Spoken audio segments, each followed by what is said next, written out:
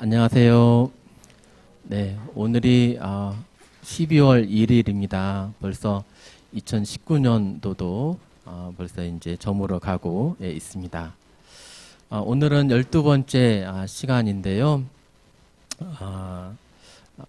처음에 시작할 때 12주를 말씀을 드렸는데 아무래도 이번 달까지는 제가 말씀을 드려야 할 것 같습니다.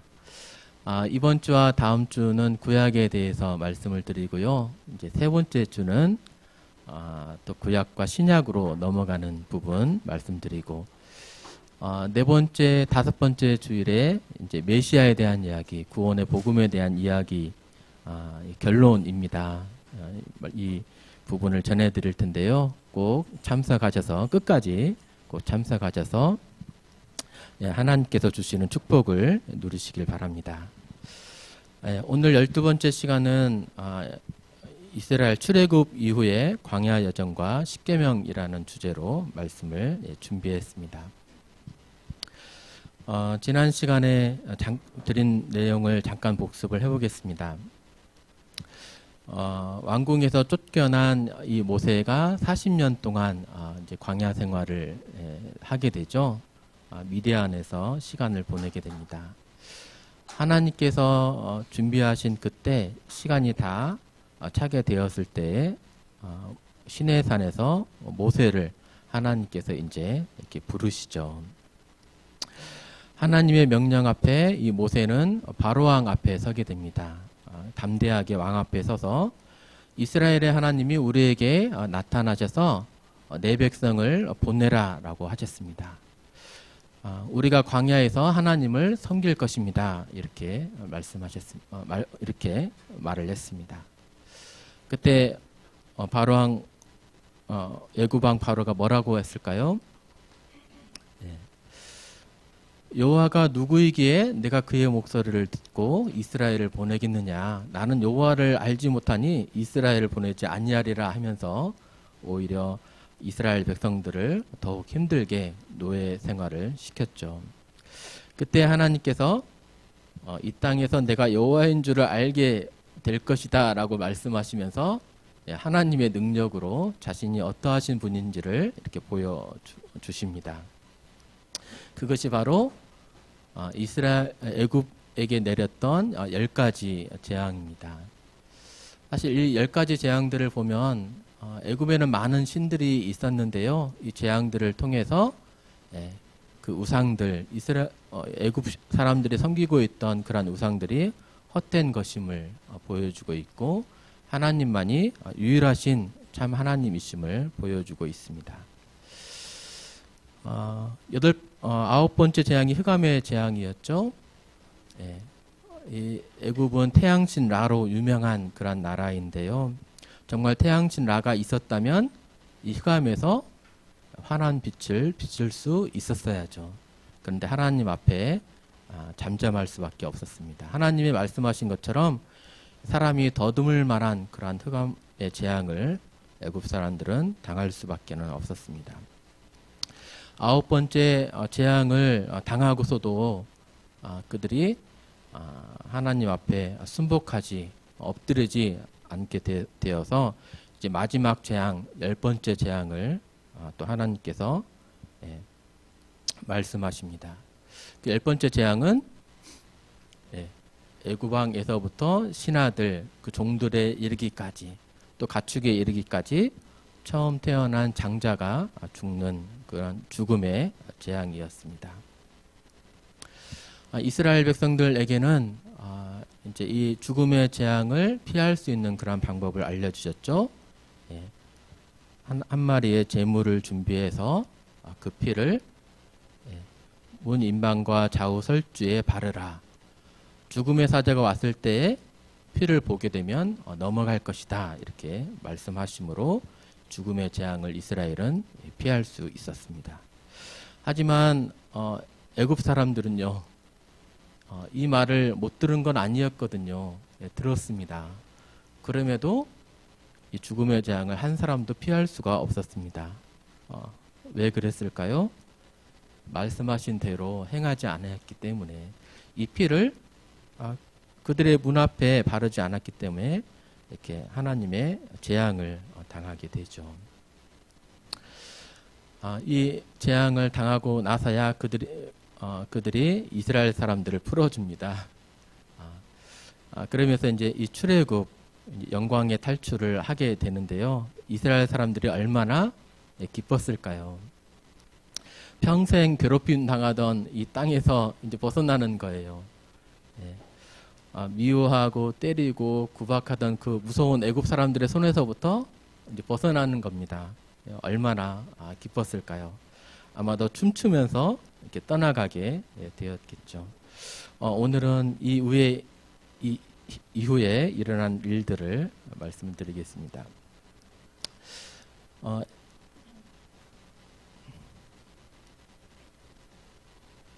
네.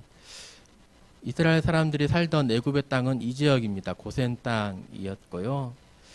여기서부터 이제 출발해가지고 목적지는 아브라함에게 말씀하신 땅, 그 약속하신 땅, 이제 가나안 땅으로 이제 들어가는 것입니다. 근데 보면요, 성경을 보면요, 사실 가깝거든요. 거리가요. 직선 거리는 한 300km 정도 되고요. 이렇게 보통 이렇게 가니까 걸어서 가면은 한 640km 정도 된다고 합니다. 한 두세 달이면 가는 거리예요. 근데 이스라엘은 이 광야에서 약 40년 동안이나 시간을 보내게 됩니다.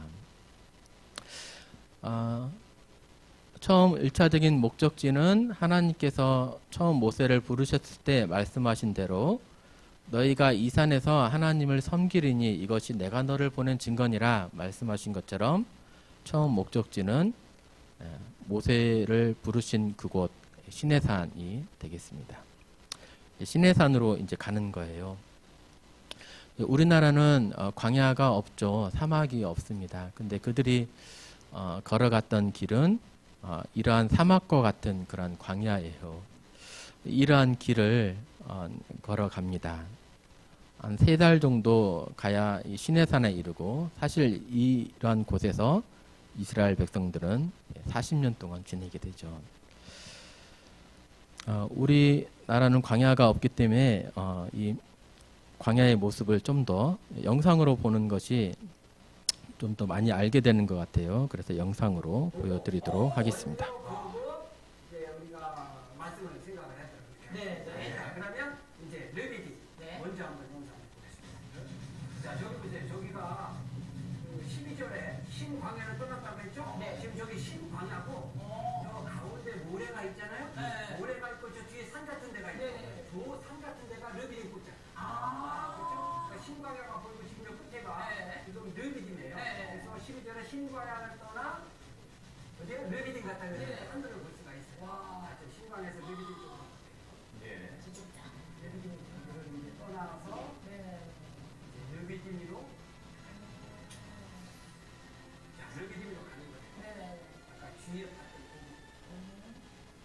아까 그때도 굉장히 모르잖아요. 저런 데 있으니까 불편 불편은 안 할 수가 없어요. 그쵸. 근데 와디 같은 데는 저렇게 조금씩 물기 때에 이제 르비딤으로 가까이 갈수록 저렇게 지형이 험해져요. 험해지는데 지금 곧장이 나무가 많이 보이죠? 저것도 오아시스라 볼 수가 있어요. 그래서 시나이 반도에서 가장 큰 오아시스가 바로 저곳이에요. 르비딤. 진짜 야자.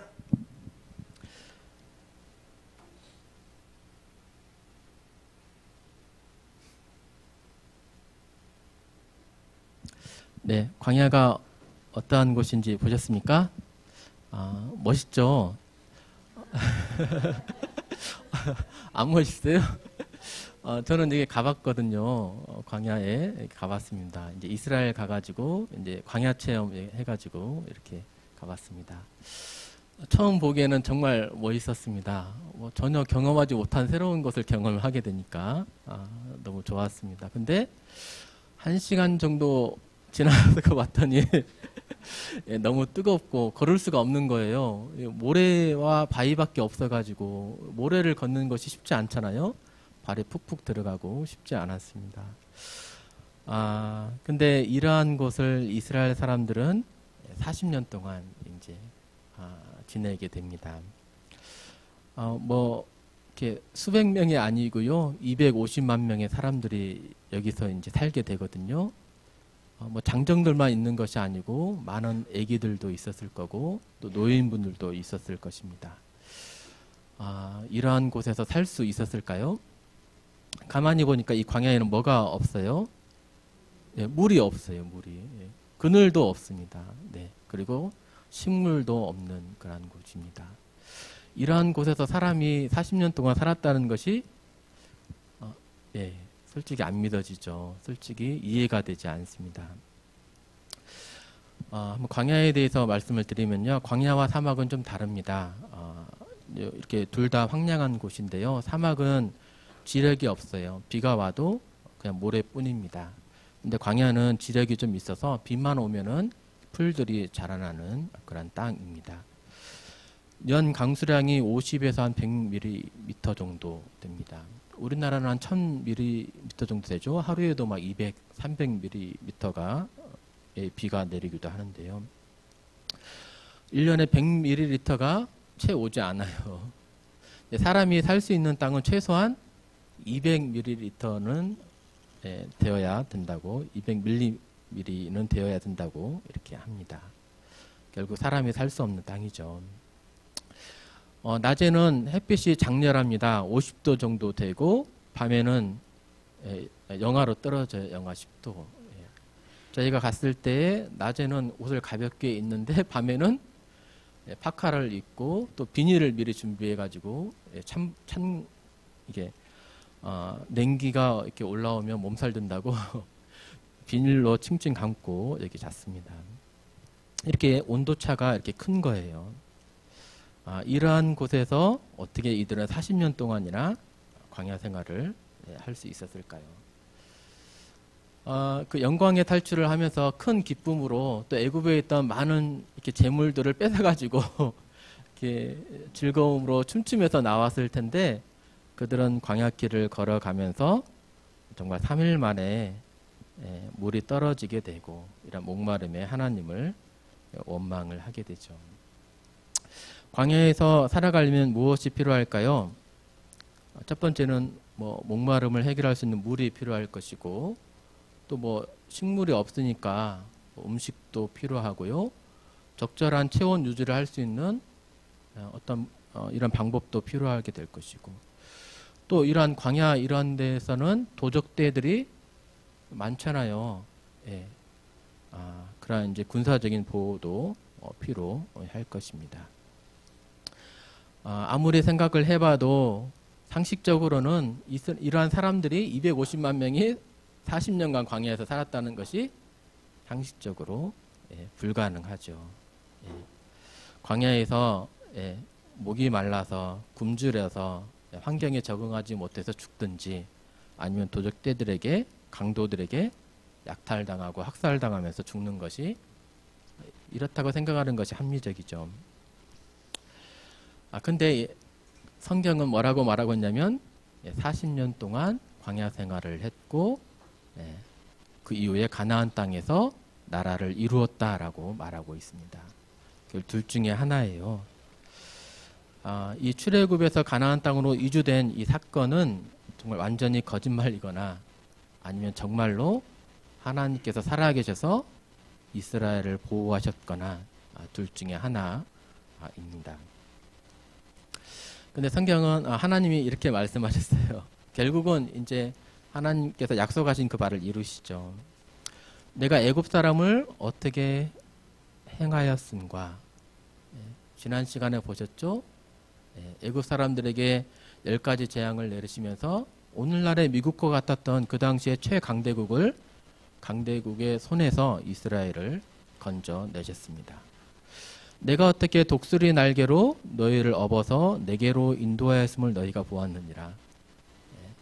광야 생활 중에 이스라엘이 쓰러진 것이 아니고요, 하나님께서 말씀하시길 독수리 날개로 업어가지고 내가 이곳으로 너희를 인도했다라고 말씀하시는 겁니다. 하나님의 보호하심 속에서 그들은 광야에서 40년 동안이나 지낼 수 있었던 것입니다. 어떻게 하나님께서 그들을 보호하셨는지 살펴보겠습니다. 첫 번째 이스라엘을 보호하신 방법은 그들에게 불기둥과 구름기둥을 보여주신 거예요. 낮에는 구름기둥이 이스라엘 진영을 덮었고요. 밤에는 불기둥이 또 이스라엘 진영을 덮었습니다. 왜 이러한 불기둥과 구름기둥을 주셨을까요? 이것도 놀라운 역사입니다. 출애굽기 12장에서 장자의 재앙이 있으면서 애굽이 항복을 하게 되고 13장에서부터 이제 이 애굽 땅에서 나오게 되거든요. 나오면서부터 하나님께서 이스라엘에게 불기둥과 구름기둥을 주세요.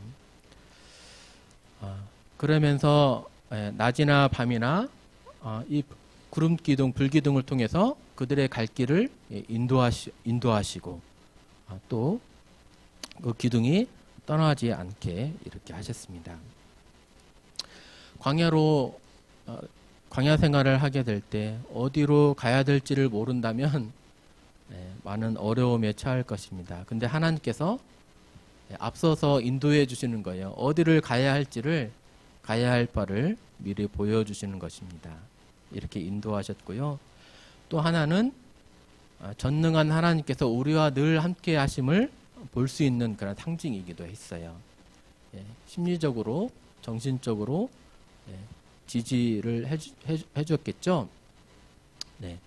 이러한 아무것도 없는 광야 가운데 하나님께서 우리와 함께 하신다는 것을 보여주시는 겁니다.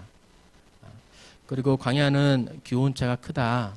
낮에는 50도, 밤에는 영하 10도 정도 된다고 말씀을 드렸는데, 이 뜨거운 햇빛으로부터 구름 기둥이 이스라엘을 보호해주고, 또 밤에는요, 따뜻하게 해주고, 그래서 광야 생활에서 그들이 250만 명이나 되는 사람들이 살 수 있었던 것입니다.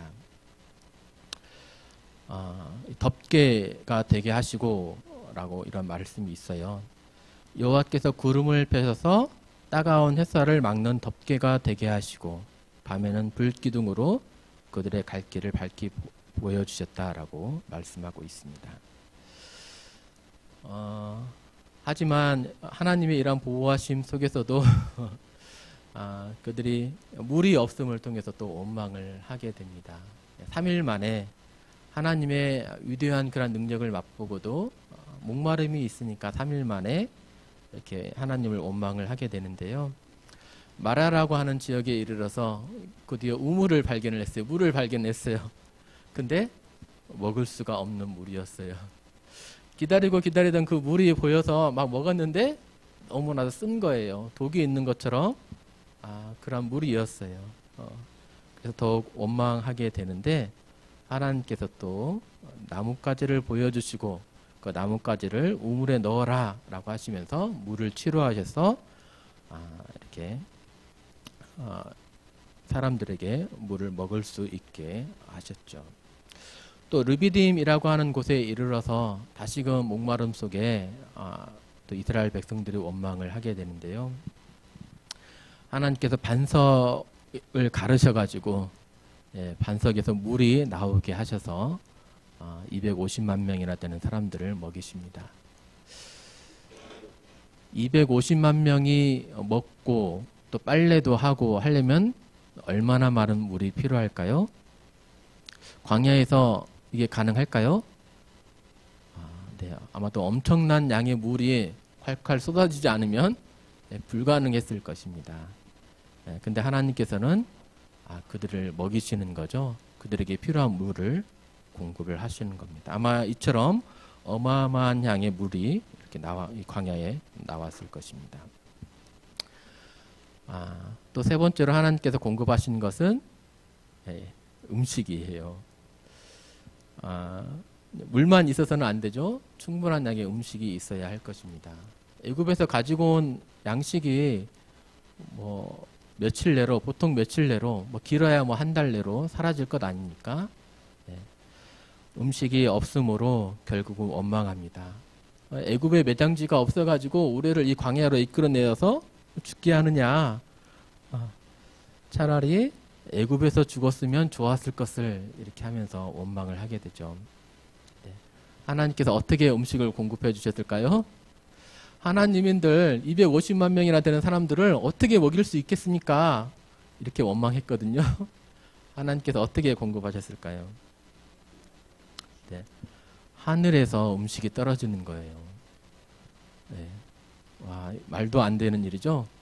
하늘에서 이렇게 비가 이렇게 내리는 것처럼 이러한 음식이 하늘에서 비처럼 이렇게 떨어집니다. 날마다 일용할 양식을 날마다 먹을 만큼의 그러한 음식을 공급을 해주셨습니다. 네. 이 작고 둥글며 서리 같은 것 만나라고 합니다. 이 만나를 매일 먹을 만큼만 날마다 공급을 해주신 것입니다.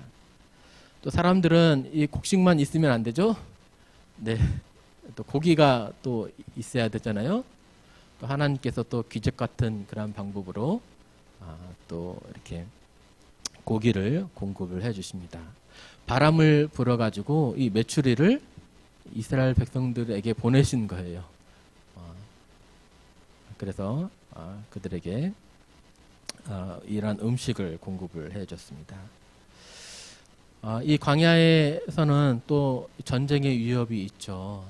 도적대, 강도들이 있기 마련입니다. 여기에 있었던 그러한 도적대의 이름은 아말렉이었습니다. 유목민이자 약탈자이었고요. 민수기서의 말씀에 보면은 민족들의 으뜸이다 그러한 말씀이 있어요. 그러니까 이 아말렉 사람들은 약한 사람들이 아니었던 거예요. 신체적으로 뛰어난 모든 민족들의 으뜸이니까 그들은 강한 사람들이었습니다. 근데 이들이 이스라엘 사람들을 약탈하는 거예요.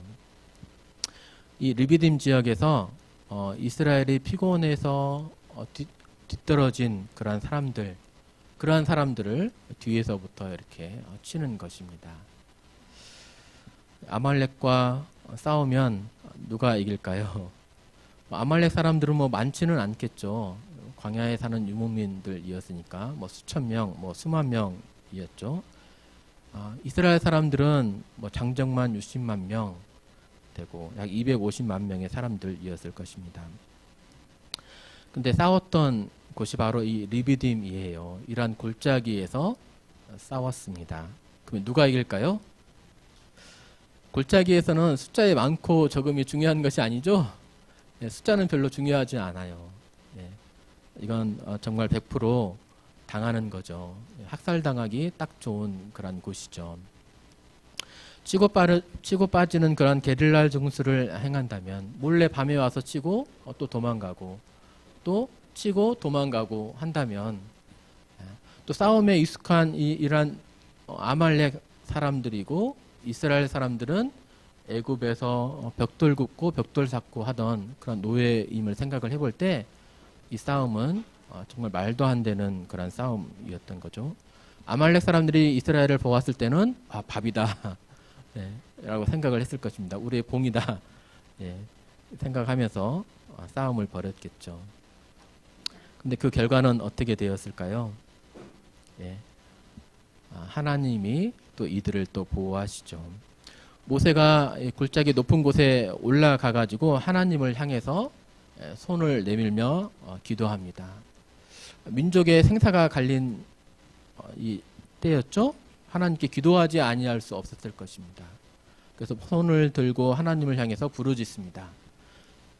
가만히 보니까 손을 들어서 하나님께 향해서 부르짖을 때에는 전쟁 중에 이스라엘이 이기고 손이 피곤하니까 아프니까 손을 내릴 때에는 아말렉 사람들이 이기는 거예요.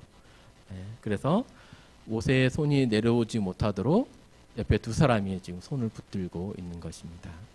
해질 때가 되어서야 그들은 이 전쟁에서 승리를 이렇게 하게 됩니다. 네. 정말 하나님은 살아계셔서 이스라엘을 보호하신 것이 맞습니까? 이 광야 생활을 볼 때 정말 이스라엘이 광야 생활을 했다면 하나님이 살아계셨다는 것을, 그들을 지키시고 보호하셨다는 것을 인정하지 아니할 수가 없습니다. 이 고센 땅에서 시작해서 그들이 이제 이 마라 또 이 르비딤을 거쳐서 이 시내산에 이르게 됩니다.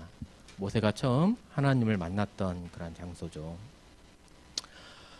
이 시내산에 엄청난 우레와 천둥과 번개 가운데 이렇게 하나님이 또 임재하십니다.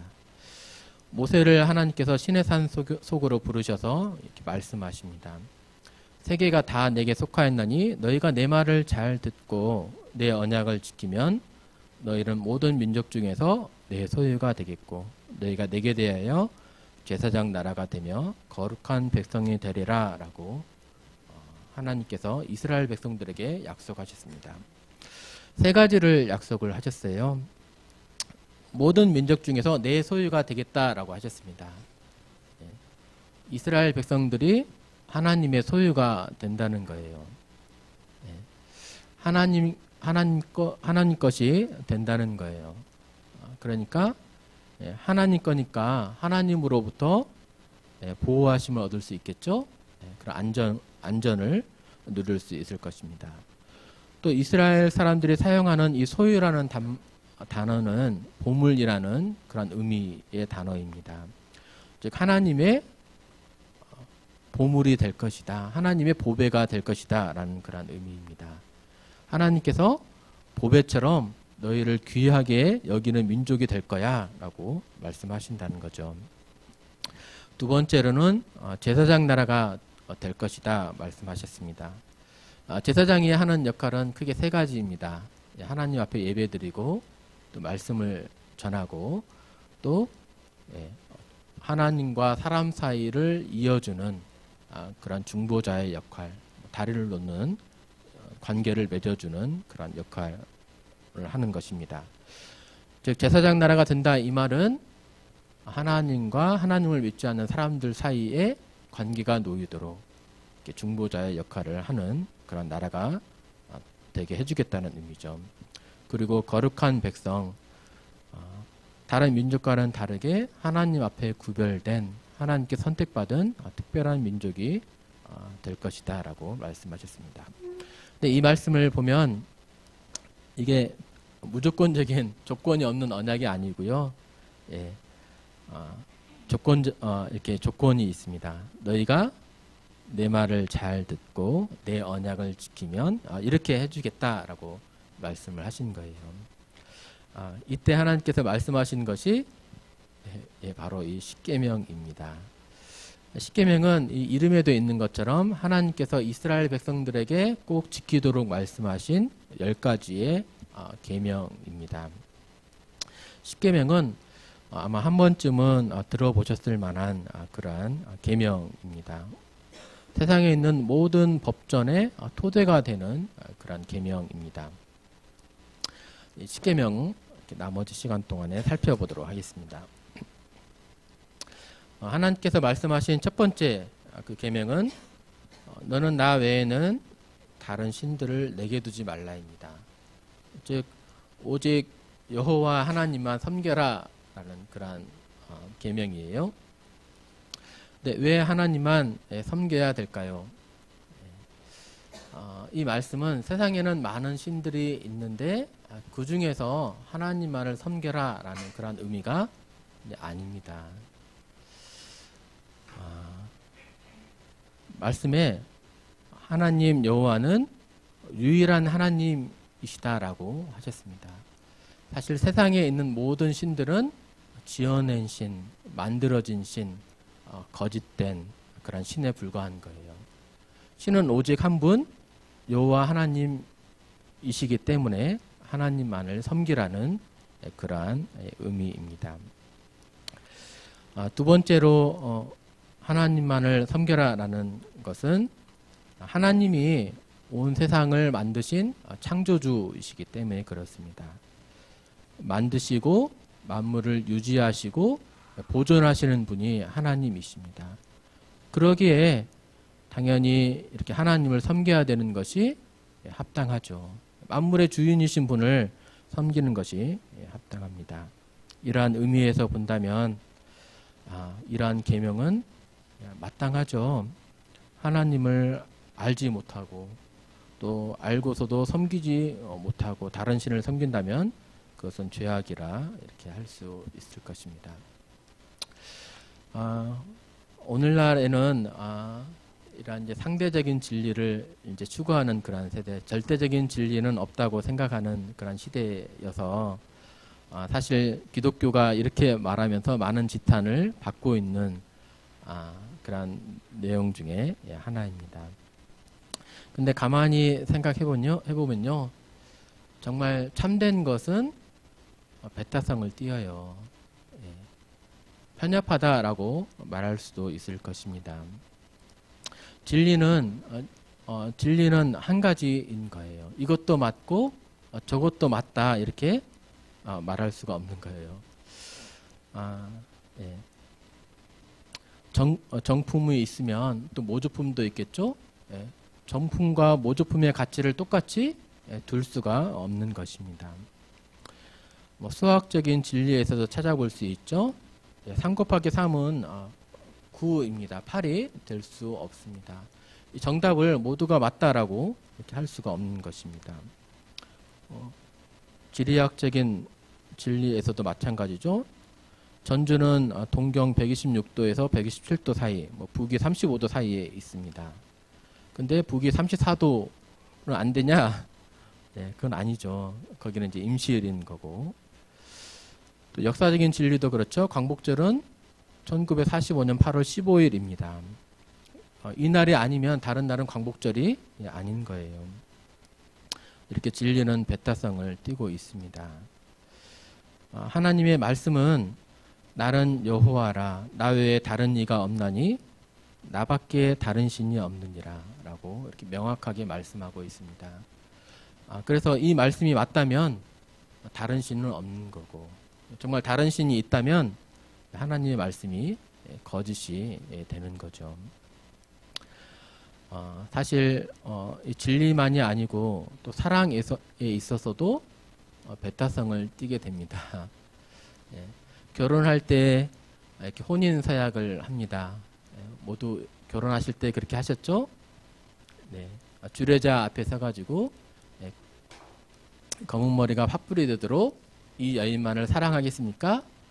물어보는 그러한 질문에 우리는 모두 네라고 대답하면서 이렇게 결혼을 했습니다. 이 여인만을 사랑하겠습니까? 라는 그러한 질문에 네, 이 여인도 사랑하겠습니다. 라고 이렇게 대답해도 될까요? 그렇게 된다면 정말 혼인서약이 이루어질 수가 없죠. 사랑에는 제3자를 인정하지 않습니다. 배타성을 띠기 마련입니다. 그러한 것처럼 오직 하나님만이 섬기는 것이 마땅한 일입니다. 두 번째의 계명은 우상을 만들지 말라. 그것들에게 절하지 말고 섬기지 말라입니다. 이 당시에 섬겼던 바알이라고 하는 우상 이 사진을 좀 갖고 와 봤습니다. 이 우상을 한번 보면서 생각해 보겠습니다. 이 우상이 사람을 만들었을까요? 아니면 사람이 이 우상을 만들었을까요? 세상에는 두 가지 신이 있다고 합니다. 만들어진 신, 만드신 신이 있다고 합니다. 사람의 손에 의해서 만들어진 신이 있고 또 사람을 만드신 신이 있습니다. 우상은 결코 하나님처럼 능력 있으신 그러한 신이 아닌 거예요. 사람의 공교한 손길, 그 재주를 통해서 깎아서 다듬어서 나무나 이런 금속들을 통해서 만들어진 신에 불과한 것입니다. 그러니까 우상은 정말 아무것도 아닌 거예요. 근데 사람들은 자꾸 이 우상을 만들어서 그것을 하나님이다라고 하면서 섬기려고 합니다. 가만히 생각을 해봤습니다. 왜 사람들은 왜 우상을 만들어서 그것을 섬기려고 할까?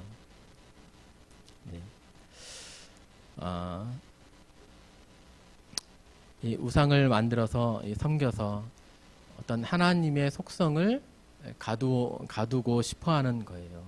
내가 필요할 때에만, 어려움이 닥칠 때에만 가서 하나님을 섬기고, 그 어려움이 해결될 때는요, 하나님 없이 살고 싶어하는 거예요. 하나님을 뭔가 조그마한 그런 곳에 능력을 제한시켜 놓으면서 가두고 싶어하는 것입니다. 내가 필요한 하나님만, 내가 필요할 때에만 이렇게 섬기길 원하는 그런 사람의 마음에서 나온 것 같습니다. 내가 필요할 때 하나님께 나아가서 우상 앞에 나아가서 섬기고, 필요하지 않으면요, 이제 내 마음대로 하나님 없이 내가 하고 싶은 대로 즐기고 싶은 대로 살고자 하는 그런 마음이 있는 것 같습니다. 오늘날에는 이런 우상을 섬기는 사람들, 깎아서 만든 우상을 섬기는 사람들은 별로 없죠. 하지만 성경에서 말하길 하나님 대신에 내 마음을 가득 채우고 있는 것, 내 시간과 물질을 투자하면서 힘을 다해서 하고 있는 것이 우상이다라고 말하고 있습니다. 인생의 목적, 가장 많이 투자하는 것, 그것이 우상인데요. 어떤 사람은 돈일 수도 있고, 어떤 사람은 쾌락이기도 하고, 또 높은 지위와 명예를 얻는 것, 또는 스포츠가 우상이 된 사람들 많습니다.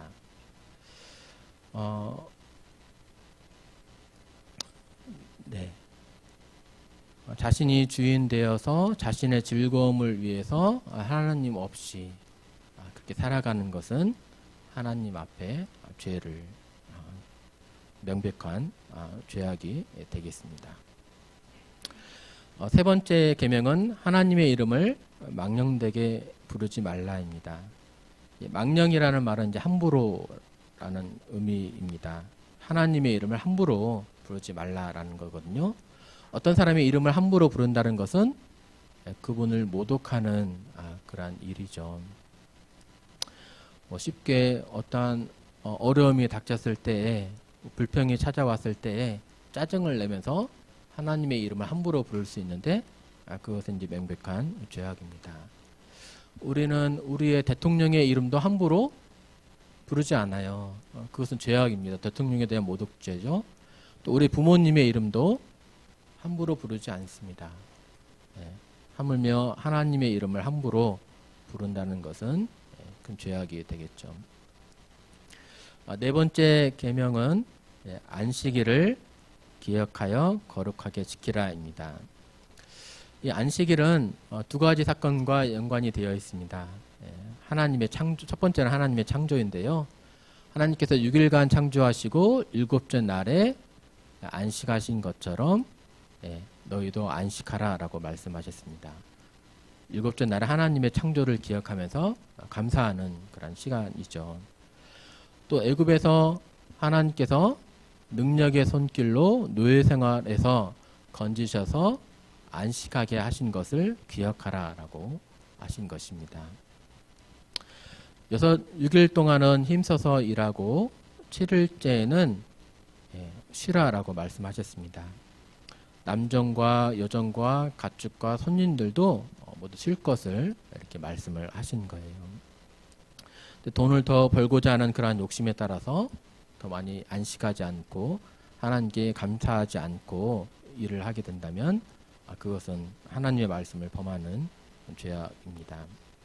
오늘날 기독교는 신약에서는 우리의 구원자가 메시아가 부활하신 날, 안식일은 한 주일의 마지막 날이었습니다만 신약에서는 구원자가 부활하신 날, 매 주일의 첫날 일요일에 하나님 앞에 나와서 하나님께 감사를 드리면서 우리는 쉼을 갖고 있죠. 다섯 번째 계명부터는 이제 사람과의 사이에서 지켜야 될 그런 계명입니다. 1에서 4계명은 이제 하나님과의 관계에서 하나님과 사람 사이에서 지켜야 될 계명이라면 이제 다섯 번째 계명부터는 사람 사이에서 지켜야 될 계명인데요. 이 사람 사이에서 지켜야 될 계명 중에서 첫 번째로 말씀하신 것이 부모님을 공경하라입니다. 이 계명은 좀 더 특별합니다. 또 약속까지도 주어졌습니다. 부모님을 공경하면 네가 땅에서 잘 되고 장수하리라 라고 이런 약속도 말씀하셨습니다. 어떤 조건이 붙어 있지 않습니다.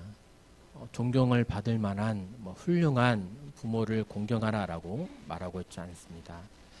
모든 사람들에게 말씀하시길 내 부모를 공경하라 라고 말씀하셨습니다. 비록 세상에서 별 볼 일 없는 그러한 부모님이라 할지라도, 가난한 부모님이라 할지라도, 또 우리 세대에서는 사실 부모님들이 특별히 아버님이 술 많이 드시고 또 욕하시고 막 이렇게 때리기도 하시고 이러한 부모님들, 아버님 많이 계셨는데요. 그러한 부모님이라 할지라도 공경하라라고 이렇게 말씀하셨습니다. 말대꾸 불순종 하면서 대놓고 이렇게 부모님을 대항하는 그런 일뿐만이 아니고 그냥 무시하는 거죠. 부모님 말씀에 그냥 침묵으로 일관한다든지 하는 것도 이 계명을 어기는 것이 될 것입니다. 공경은 순종을 의미를 하고요. 연로한 부모들을 공개하는 것, 쓸 것을 공급하는 것이 또 부모님을 공경하는 것입니다. 여섯 번째 계명은 이제 살인하지 말라입니다. 지금까지 나온 그런 계명 중에서 아마 가장 자신이 있는 이것은 지킬 수 있다라고 생각하는 그런 계명이라고 생각하실지 모르겠습니다. 근데 우리가 생각하는 죄악과 하나님이 생각하는 죄악은 좀 다른 것 같아요. 사람들은 우리가 무엇을 생각하든지 그것을 판단하지 않아요. 내가 이렇게 생각할 수 있고 저렇게 생각할 수 있고, 내가 나쁜 일을 생각을 한다 할지라도 그것을 행치만 않으면 세상 사람들은 그것을 심판하지는 않습니다. 근데 하나님은 다르시더라고요. 내 마음까지도 살펴보십니다. 내 마음속으로 지은 것도 그것도 행한 것과 다름이 없다라고 말씀하시면서 그것도 심판하신 거예요. 사람을 미워해 본 적 있으십니까? 사실 사회생활에서 제일 어려운 것이 대인관계죠. 나를 괴롭게 하고 힘들게 하는 그런 사람, 애매히 나를 어렵게 하는 그런 사람들 있죠. 아마도 미워해 본 적이 없는 사람은 아무도 없을 것입니다. 형제들 간에도 그렇게 막 싸우더라고요. 늘 사랑해야 돼 그렇게 가르쳐주고 있음에도 불구하고 저 자신도 그랬고 우리 아이들도 하루에도 몇 번씩 이렇게 싸우지 말 것을 얘기를 해주는데 서로 미워하고 싸웁니다. 하루에 한 번만 미워했다 그러면 1년에 365번, 80년이면 29,000번. 근데 하루에도 우리는 용서하지 못하고 수십 번 미워하죠. 그러면 우리의 죄가 얼마나 많은지 짐작을 해볼 수 있습니다. 형제를 미워하는 자마다 살인하는 자다 이렇게 말씀하고 있고요. 형제에게 노하는 자마다 심판을 받게 되고, 형제에 대하여 라가라 하는 자는 공회에 잡혀가게 되고, 라가는 이제 이스라엘의 욕입니다. 미련한 놈이라 하는 자는 지옥불에 들어가게 되리라 고 말씀을 하셨습니다. 내 마음으로 어떤 사람을 미워하고 쳐 죽인 생각은 그러한 일들은 살인과 다를 바가 없습니다. 사실상 그렇죠. 내가 행치만 않았을 뿐이지 내 마음속에는 이미 그러한 일들을 저질렀습니다. 7번째는 간음하지 말라입니다. 간음은 혼인관계 이외에 남녀의 선교 행위를 가리킵니다. 요새는 동성애도 있기에 혼인관계 이외에 선교 행위를 이렇게 지칭을 합니다. 근데 이 간음죄가 세상에는 참 흔하더라고요. 우리나라에서는 이제 간음죄가 무죄가 되었죠. 더 이상 간음은 죄가 아니다. 이렇게 헌법재판소에서 판결이 되었습니다.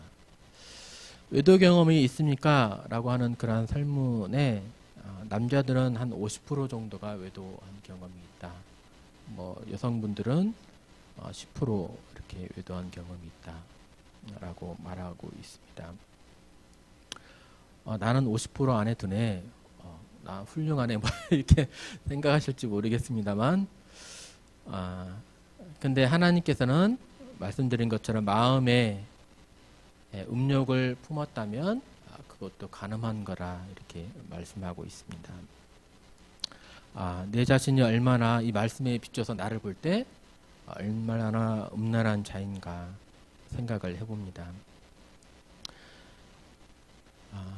겉으로만 드러나지 않았을 뿐이지 내면에 짓고 있던 네 마음속 생각도 나는 다 알고 있다. 하나님이 이렇게 말씀하시는 거예요. 네 마음으로 지은 그러한 생각도 죄악이야. 이미 간음한 거야. 라고 말씀하십니다. 8번째는 도둑질을 하지 말라입니다. 남의 재산을 부당하게 빼앗는 모든 일들입니다. 뭐 어렸을 때 참 가르쳐주지도 않았는데요. 뭔가 이렇게 먹고 싶어가지고 사 먹고 싶어가지고 부모님 안 보실 때 몰래 이렇게 동전도 꺼내가고 했던 그런 일들이 있습니다. 뭐 아이들은 뭐 이렇게 안 훔칠 것 같죠. 근데 가만히 생각해 보면 친구의 지우개 몰래 훔쳐가고 문방구에서 이렇게 주인 아저씨 이렇게 안 볼 때 몰래 훔쳐가고 그럽니다. 우리나라에서는 뭐 다른 건 뭐 훔쳐가지 않는데 왜 이렇게 자전거를 많이 훔쳐가는지 저도 막 자전거 잃어버려가지고 부모님께 혼나고 막 그랬었는데 이러한 것만 도둑질이 아니고요. 시험 볼 때 컨닝한 것도 지적인 도둑질이죠. 회사의 물건을 내 것인 양 쓰는 것도 도둑질이고 또 근무 시간에 열심히 일하지 않는 것, 내 마음대로 사용한 것도 도둑질이라 할 수 있을 것입니다. 왜냐하면 나는 그 회사에 내 시간을 돈을 얻고 내 시간을 준 거잖아요. 그 시간에 딴짓한 것은 사실상 도둑질과 다름이 없을 것입니다. 9번째는 이제 거짓말입니다. 거짓말하지 말라. 사실 이 시대에는 이렇게 거짓이 판을 치는 그러한 세상이죠. 뭐 물건을 구입할 때, 뭐 자동차를 맡길 때에 저 사람이 정말 믿을 만한 사람인지, 나를 등쳐먹지는 않을런지, 바가지 씌우지는 않을런지 이렇게 늘 알아보고 사기 마련입니다. 또 병원에 가실 때도 그러신 것 같더라고요. 그냥 가시면 되는데 늘 저한테 물어보고 좋은 병원 있냐고, 좋은 의사 선생님 있냐고 물어보십니다. 한편으로는 조금 씁쓸하긴 해도 이렇게 알려드리는데요. 지금 이 세상은 사실 거짓이 이만큼 판을 치고 있는 세상입니다. 2014년도 한 해 우리나라에서 일어난 사기 사건이 얼마나 될까요? 사실 알아보고 나서 놀랐습니다. 한 해에 24만 건이 이렇게 우리나라에서 사기 사건이 일어난다고 합니다. 왜 그렇게 보증 서지 말라 이렇게 하시는지요. 또 인간은 하루에 10회에서 200회 정도의 거짓말을 한대요. 첫 대면 하는데 사람을 처음 만났는데 최초의 10분 동안 평균 3회의 거짓말을 한대요. 내 자신을 좀 더 잘 드러나 보이기 위해서 이렇게 거짓을 이렇게 말한다고 합니다. 10번째로는 이제 탐내지 말라입니다. 집, 이웃의 아내, 뭐 남종, 여종, 소, 나귀, 이웃의 소유를 탐내지 말라 하셨습니다. 나에게 충분히 주어졌음에도 어떤 뭐 더 좋은 것들을 가지고자 하는 그러한 욕심이 우리에게 늘 있어요. 좋은 차를 샀음에도 불구하고 프리미엄 브랜드 이렇게 럭셔리 차를 타고 싶고 아파트를 이렇게 분양받아서 아파트가 지어질 동안에 매일 이렇게 찾아가서 한 바퀴 돌고 그 아파트를 이제 들어갑니다. 들어가서 좀 지나보면 이제는 브랜드 아파트를 한번 살아볼까? 이런 생각도 들고 부산에 한번 갔더니 바닷가에 아파트가 있는 거예요. 왜 이렇게 경치가 좋아 보여요? 여기에 별장 삼아서 하나 또 샀으면 좋겠다는 그런 생각도 듭니다. 사실 이 탐욕으로 욕망으로 가득 차 있는 우리 자신을 보게 됩니다. 네, 이렇게 이제 10가지 계명들을 좀 살펴보았는데요. 하나님께서 이 계명들을 우리에게 주신 그런 목적이 있습니다. 이 계명들을 통해서 우리는 무엇을 알게 되냐면요. 첫 번째는 하나님의 기준을 알게 돼요. 사람과 사람 사이에 살게 되면은 나는 좀 괜찮은 사람이야. 이 정도면 됐지. 나는 법 없어도 살 수 있어. 라고 생각할 수 있을지 모르겠습니다. 나 아니면 누가 천국에 가? 이렇게 생각하면서요. 근데 하나님께서 요구하시는 그런 기준을 보여주시는 거예요. 그 요구하시는 그 기준을 통해서 나를 들여다봅니다. 거울을 통해서 나를 보게 될 때 내 모습이 어떠한지 볼 수 있잖아요. 율법을 통해서 내 자신을 들여다봅니다. 그러면서 내 자신이 얼마나 죄악된 자인지, 내가 하나님 앞에 어떠한 자인지를 깨달을 수 있게 되죠. 결국 율법 앞에 나는 죄인임을 인정할 수밖에 없게 되고, 나는 하나님 앞에 실패한 자다. 하나님 앞에 서게 되었을 때에 이 율법을 통해서 내가 심판을 받게 된다면, 나는 하나님의 거룩에 이르지 못하니까 천국을 갈 수 없고 지옥에 갈 수밖에 없는 죄인이구나 알게 되고, 나를 구원해 주소서라고 외칠 수밖에는 없습니다. 사실 이 율법을 주신 것은 우리를 이렇게 심판하려고 이렇게 사실 주신 것은 아니고요. 또 하나의 은혜인 것입니다. 우리 자신을 이렇게 하나님의 눈으로 우리 자신이 어떠한 상황에 있는지 알아보게 되고, 또 하나님께 모세가 전쟁 중에 하나님께 부르짖음으로 구원을 얻은 것처럼 우리도 하나님께 우리를 구원해 달라고 부르짖을 수밖에 없습니다. 네, 이상 이제 12번째 시간을 마치도록 하겠습니다.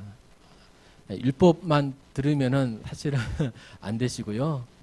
이제 이후부터 들려지는 하나님의 구원 계획까지 꼭 이렇게 꼭 들어보시길 바랍니다. 네, 경청해 주셔서 감사합니다.